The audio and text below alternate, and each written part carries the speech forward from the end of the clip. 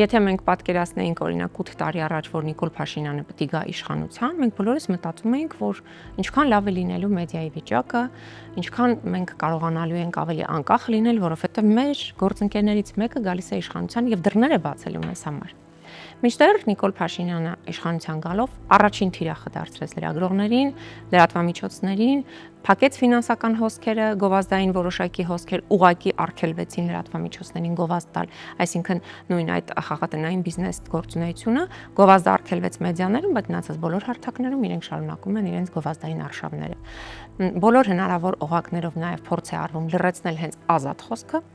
լրագրողներ են բանտարկվում եւ այս տարի այդ զեկույցը բավականին ուշագրավ էր, որ Հայաստանի պատմության մեջ գրեթե չի եղել այդպիսի դեպք, որ լրագրողը բանտարկվի իր խոսքի ազատության համար։ Մեր երկրում խոսել խոսքի ազատությունից, մեդիայի ազատությունից ուղղակի անընդունելի կլինի այդ ձևակերպումները։